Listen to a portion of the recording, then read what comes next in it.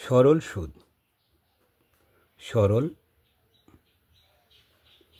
সুদ আমরা সরল সুদ সবসময় আই সমান PRT/100 এই ফর্মুলা দ্বারা করে থাকি।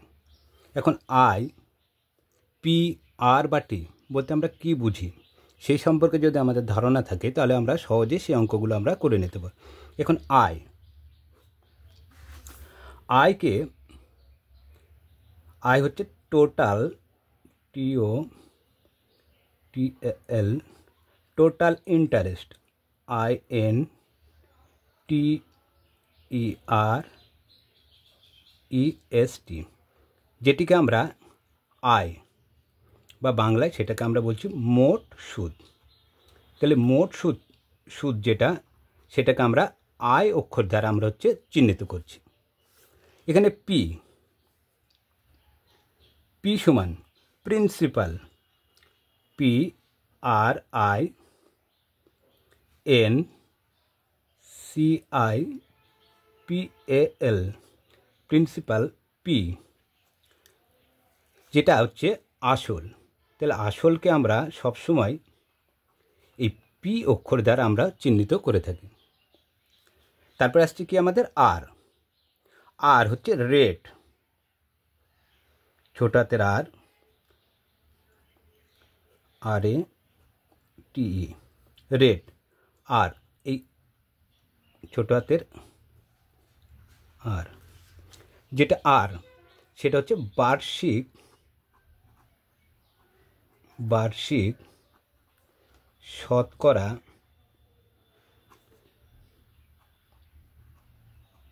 সুদের হার।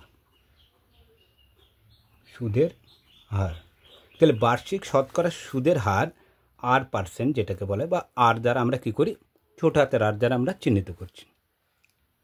আর বাকি থাকছে কি টি। তাহলে টাইম TIME টাইম যেটা টি এটা হচ্ছে সময়।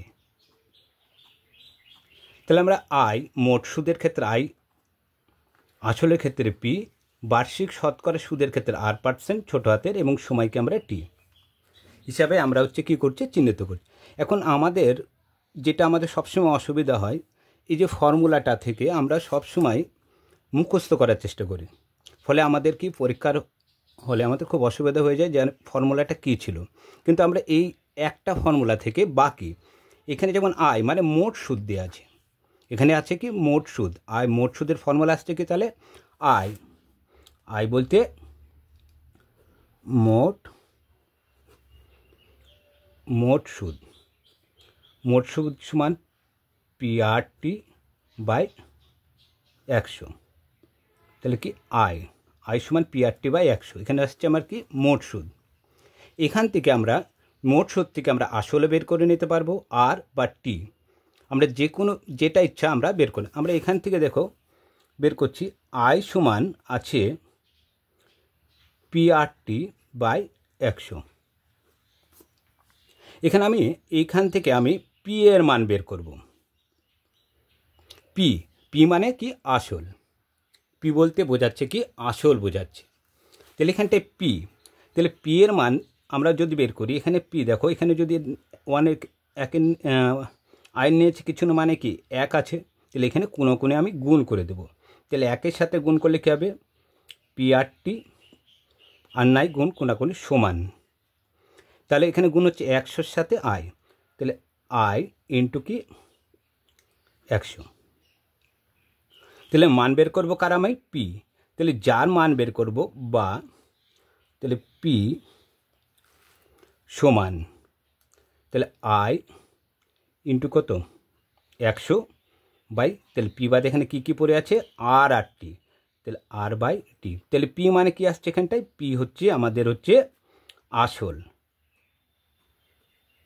তাহলে আসলের ফর্মুলাটা আমরা খুব সহজেই বের করি। তাহলে আমরা যদি একটা ফর্মুলা থেকে আমরা এইভাবে পি এর পর আমরা যদি বের করি, ভাবি যে আর বের করব, সে একই নিয়ম। তাহলে আয় সমান PRT/100, এখানে মার বের করবো কি আর এর মার। তাহলে আয় নিয়েছে কিছু নয়, মানে 1 আছে, এক আমরা কোনো কিছুর হরে কিছু না থাকলে আমরা সবসময় সেখানে এক ধরে নিই। এখানে একের সাথে পিআরটি যদি গুণ করি তাহলে একের সাথে পিআরটি গুণ করলে কী হবে, পিআরটি হচ্ছে আর একের সাথে আই গুণ, তাহলে আই ইন্টু 100। এখানে মান বের করবো কার, আর এর মান, তাহলে বা আরটা রেখে দিলাম, তাহলে উপরে কী আছে এখানটায় আই ইন্টু 100 বাই পিটি। তাহলে এটা আর বলতে কি, সুদের হার, সুদের হার। তাহলে সুদের হারের ফর্মুলা আসছে আই ইন্টু 100 বাই পিটি। ঠিক একইভাবে এখান থেকে যদি আমরা টি এর মান বের করবি, তাহলে টি বলতে বোঝাচ্ছে কি, সময়।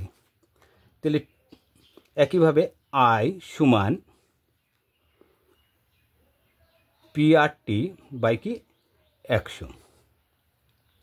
তাহলে এখানে মান বের করছি কার, আমার হচ্ছে টি এর মান। তাহলে একইভাবে তাহলে আইন নিয়েছে কিছু নয়, এক আছে, তাহলে একের সাথে পিআরটি যদি গুণ করি তাহলে পিআরটি থেকে যাচ্ছে সমান, আর আয়ের সাথে কার আসছে গুণ, 100, তাহলে আই ইন্টু কত 100।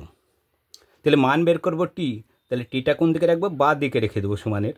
তাহলে টি সমান আই ইন্টু 100 বাই, তাহলে টি চলে গেলে বাদ থেকে কী থাকছে, পিআর। তাহলে টি বলতে কি, সময়। তাহলে আমরা লক্ষ্য করছি দেখো যে আমরা অঙ্কর ফর্মুলা যেটা আছে সেটা আমরা যদি মুখস্থ না করি, শুধুমাত্র আমাকে মোট সুদ যেটা আছে আই সমান পিআরটি বাই 100 এইটা যদি আমাদের জানা থাকে, সেখান থেকে আমরা বাকি ফর্মুলাগুলো সবগুলো আমরা নিজে নিজে বের করে নিতে পারবো। তাহলে পরীক্ষার হলে আমরা খুব সহজে সেই অঙ্কগুলো আমরা এই সমস্ত ফর্মুলাতে করতে পারি।